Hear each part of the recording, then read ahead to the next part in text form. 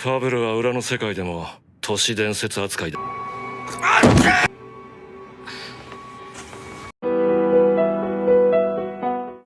Halo Polo, kali ini Dan Anime akan kembali melanjutkan cerita. Alur cerita anime The Fable episode 19. Tapi jangan lupa bila yang baru datang di channel ini untuk tinggalin jejaknya. Oke? Gak usah banyak ini itu, langsung saja mulai ceritanya.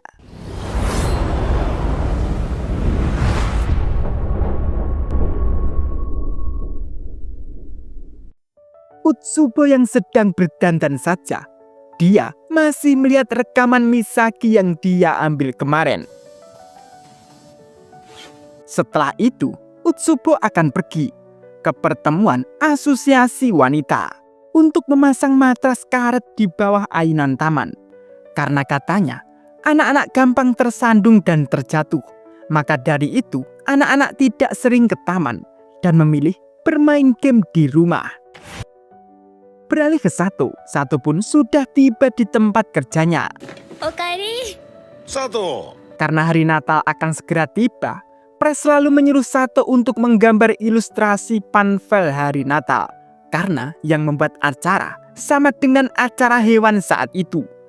Dan sudah tertarik dengan gambaran Sato. Maka dari itu, mereka meminta gambaran Sato lagi. Pres pun juga memberi saran ke Sato untuk Sato menggambar Santa ataupun rusa kutub. Dan Pres juga menanyakan ke Sato, apakah Sato setiap Natal juga menerima hadiah di bawah kasurnya. Mendengar itu, Sato pun jadi bingung dong. Karena Sato tidak tahu akan hal itu. Karena Pres dan Misaki meminta Sato untuk menggambar, Sato pun akan mencobanya. Dari situ, karena Sato mau menggambar, bila lancar dan diterima dengan baik, Pres akan menaikkan gaji Sato 100 yen per jam. Jadi gaji Sato 1000 yen per. Sato pun lalu akan memulai menggambar. Numa yang melihat itu semakin kesal dong. Karena dari kemarin Numa sudah kesal dengan Sato. Dan sekarang Sato dipercaya untuk mendesain pamflet itu. Numa pun lalu merencanakan sesuatu. Yaitu setelah pulang nanti, Numa akan menghadang dan memberi pelajaran Sato. Dan bila Sato hilang dari situ, Numa bisa mengintip Misaki lagi. Bejat banget ya bre. Dan Pres menyuruh Misaki untuk mendesain kartu nama yang dipesan oleh Utsubo itu. Seketika malam pun sudah tiba dan mereka sudah pulang kerja. Numa pun sudah berada di taman menunggu Sato lewat untuk melakukan apa yang tadi Numa pikirkan. Dan terlihat Sato sudah berjalan lewat situ. Numa pun meyakinkan dirinya akan menghajar Sato. Namun ternyata lucunya, haha, belum tahu aja ya Bri Numa. Emang mampu melawan Sato, padahal pembunuh profesional. Seketika Sato sudah berada di kamarnya dan lalu melanjutkan gambaran ilustrasi pamflet itu. Namun Sato merasa susah untuk menggambarnya. Dan malahan membayangkan dan memikirkan tentang Santa. Untuk apa? Setiap tahun, orang tua dengan rusa yang menggerakkan kereta lucunya berkeliling membagikan hadiah untuk anak-anak dengan sukarela. Dan Pres pun sedang minum sendirian di kedai biasanya. Dan Sato lalu menemui Yoko untuk menanyakan orang tua yang bernama Santa itu. Apakah Yoko pernah mendapatkan hadiah di bawah kasurnya? Yoko pun lalu bercerita. Waktu umur 10 tahun, di hari Natal terakhirnya, Yoko mendapatkan boneka beruang. Namun Yoko juga menyadari bahwa itu bukan dari Santa, melainkan dari orang tuanya. Dan Yoko juga mengerti orang tua berpura-pura menjadi Santa untuk mewujudkan harapan anak mereka. Dan anak pura-pura percaya Santa untuk mewujudkan harapan orang tua mereka. Setelah bercerita itu, Yoko pun seketika langsung menangis dong. Karena teringat orang tuanya. Dan mengatakan bahwa Yoko mencintai ayah dan ibunya. Hari pun sudah pagi. Dan Sato sudah mulai bekerja. dan lalu memperlihatkan hasil gambaran ke Pres dan Misaki. Setelah itu, Sato akan mengirim barang. Dan ternyata Sato mengirim barang ke agensi detektif Taihi, yaitu kartu nama yang Utsubo pesan. Dari situ, Sato melihat Hina. Utsubo pun menanyakan ke Hina, apakah Hina mengenal Sato. Hina pun menjawab bisa dibilang. Seketika, Sato pun lalu diajak masuk ke rumah. Dari situ, Sato bercerita bahwa Sato ditendang oleh kakak Hina. Maksudnya, Suzuki itu. 蹴られたのは君か。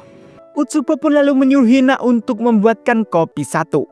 Dan karena Utsubo menanyakan kenapa Sato membantu Hina, Sato pun beralasan bahwa Sato melihat kaki Hina gemetar. Tapi dia tetap berusaha. Dan tanpa sadar, Sato mencoba membantunya. Dan setelah Hina menghidangkan kopi yang dia bikin, Sato lalu memberi saran ke Hina untuk melakukan dari tiang yang lebih rendah dari sebelumnya. Namun mendengar itu, Hina pun tidak butuh saran dari Sato. Dan jangan ikut campur. Bahkan mengatakan Sato orang mesum. Sato pun ngeyel dong dan mengatakan, saat seseorang menawarkan bantuan ke orang yang hampir terluka, apa itu membuat dia menjadi orang mesum? Mendengar itu, Utsubo mengerti alasan Sato. Dan juga ada benarnya. Dan Utsubo lalu mengatakan, zaman sekarang ini, meskipun punya niatan baik, orang lain mengira punya niatan terselubung. Dan orang-orang yang tidak bergunalah yang mengejek dan menertawakan orang yang berguna, terutama di internet. Dan hanya orang-orang bergunalah yang akan tetap bergerak dan tidak peduli perkataan orang lain. Dengan Sato akan meminum kopi pun seperti biasanya. Setelah itu, Sato pun lalu akan pulang. Dan setelah Sato pulang, Utsubo mengatakan ke Hina bahwa Sato itu orang yang cukup baik. Dan bila Numa dan Misaki menghilang darinya, apa yang akan Sato lakukan? あの男はどう思うだろうな。 Dan Sato pun sudah sampai di rumah dan lalu menemui Yoko. Seperti biasa, Sato menemui Yoko saat Yoko sedang memasak. Itu pun membuat jengkel Yoko. Setelah itu, Sato bercerita ke Yoko bahwa kejadian 4 tahun yang lalu, saat Hinako terlibat itu, Sato mempunyai target 3 orang. Tapi salah satunya menghilang. Dan hari ini Sato melihatnya. Dan ternyata itu adalah Utsubo. Dari situ Sato mengerti bahwa mereka menjalankan agensi detektif. 変な取り合わせや。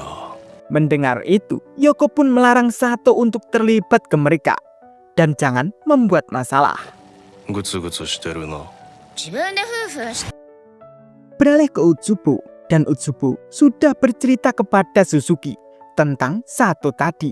Suzuki pun tak menyangka bahwa orang yang ditendang kemarin bekerja dengan Kainuma. Namun Utsubo lalu meminta ke Suzuki untuk lebih hati-hati sebelum rencananya berjalan lancar. Dan tiba-tiba mereka membicarakan tentang fabel. Kenapa Utsubo sudah mengetahui? Karena Utsubo sudah berada di dunia bawah cukup lama. Dan Suzuki pun juga sudah tahu bahwa fabel itu dianggap legenda urban, bahkan di dunia bawah. Dan bila fabel mengincar, pasti akan tamat, karena fabel tidak pernah gagal untuk membunuh. Dari situ, Utsubo mematahkan hal itu. Karena masih ada beberapa yang selamat, salah satunya Utsubo itu. Utsubo lalu bercerita, 4 tahun lalu, Utsubo membuat usaha pelacuran dengan gadis di bawah umur. Namun, bisnisnya membuat banyak musuh. Dan lalu, petinggi bisnis itu dihabisi oleh fabel. Dan Hina yang berada di mobil itu terluka parah. Lalu, Utsubo menemui Hina di rumah sakit dan mengaku sebagai detektif. Karena Utsubo ingin menggali informasi dari Hina tentang fabel dan bisnisnya. Namun, Hina masih bersikeras karena tidak tahu apa-apa. Setelah itu, Utsubo lalu membunuh orang tua Hina. Setelah pagi, Sato sudah kerja lagi. Namun, mereka semua mendengar panggilan dari Utsubo untuk Utsubo bicara dengan ibu Kainuma, karena itu menyangkut masa depannya. Dan Utsubo sedang bersama Isaki dan membicarakan untuk mereka memulai rencananya, yaitu membunuh Kainuma. Dan Hina sedang rehabilitas di taman, namun Hina juga terlihat sedang menunggu Sato. Namun yang lewat di situ malah Numa dan ibunya, dan mereka akan pergi ke agensi detektif.